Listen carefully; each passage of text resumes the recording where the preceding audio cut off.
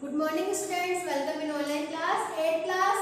आज हम सिविक्स का चैप्टर 3 कि हमें संसद क्यों चाहिए, संसद किस लिए होती है, संसद का निर्माण क्यों किया जाता है और संसद का दायित्व क्या है और हमें संसद की आवश्यकता क्यों है, क्यों हम संसद की जरूरत महसूस करते हैं।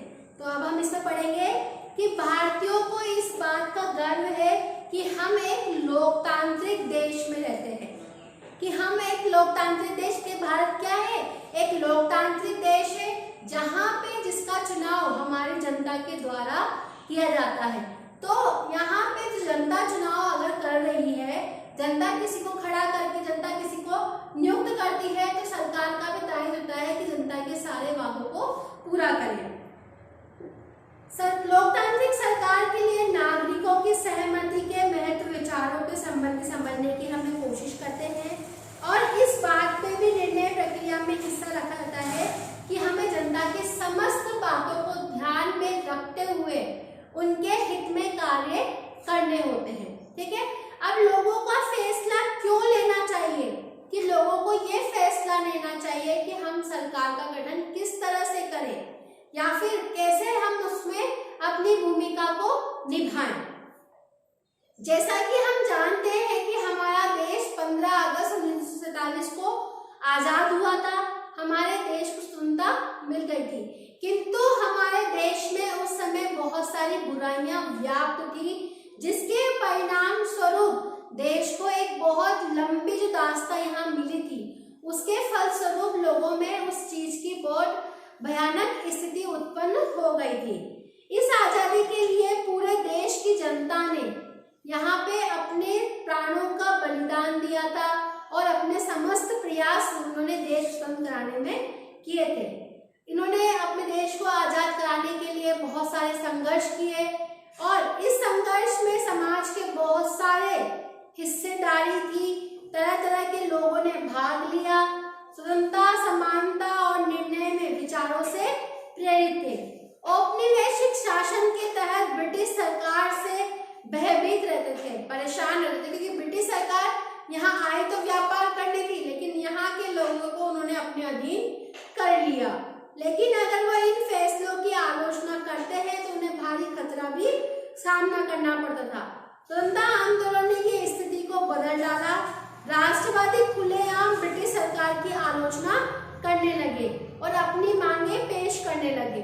भारतीय राष्ट्रीय कांग्रेस ने मांग की कि विधायिका में निर्वाचित सदस्य होने चाहिए, कि जिनका चुनाव हम करते हैं वो सदस्य विधायिका में होने चाहिए और उन्हें बजट पर चर्चा करने के प्रश्न करने का अधिकार भी मिलना चाहिए, कि वो हमारे द्वारा निर्वाचित हो और उनको बजट में सवाल करने का अधिकार भी उनको दिया जाना चाहिए। 1909 में बने गवर्नमेंट ऑफ इंडिया एक्ट ने कुछ हद तक निर्वाचित प्रतिनिधित्व को व्यवस्था को मंजूरी दे दी गई थी।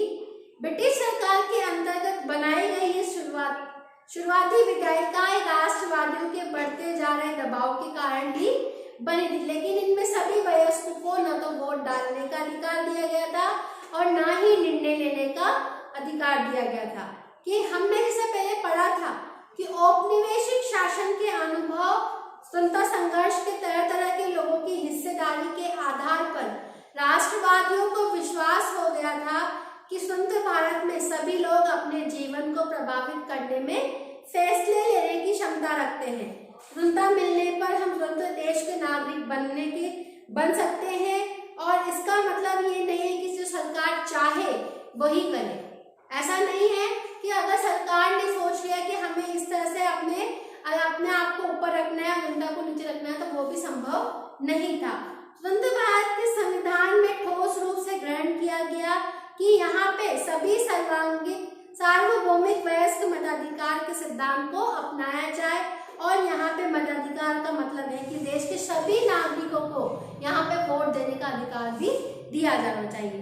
अब है लोग और उनके प्रतिनिधि की सहमति का विचार लोकतंत्र का प्रस्थान बिंदु है। प्रस्थान बिंदु मतलब मुख्य बिंदु है, कि सहमति का मतलब है कि चाह, स्वीकृति देना या लोगों की हिस्सेदारी होना, कि यहाँ पे लोग उसमें अपनी इच्छा से अपना हिस्सा दें। लोगों का निर्णय ही लोकतांत्रिक सरकार का गठन करता है, उनके कामकाज के बारे में फैसला देता है।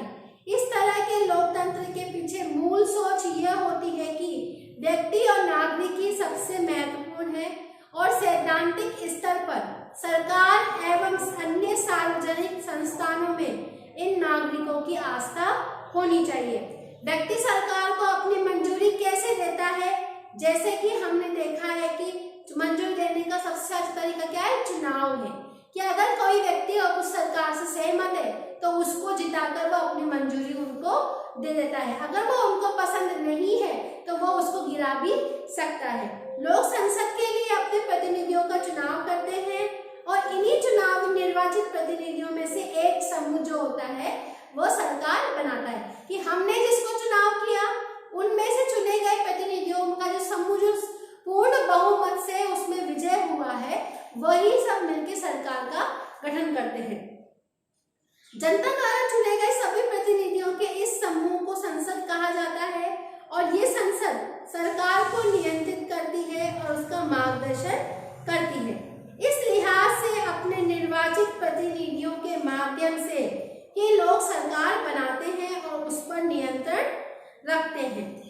प्रतिनिधि का ये विचार कक्षा 6 और 7 में हमने सामाजिक एवं राजनीतिक जीवन से संबंधित सभी बातों को देखने पर मिला था कि हम सरकार के विभिन्न स्तरों पर प्रतिनिधियों का चुनाव किस तरह से करते हैं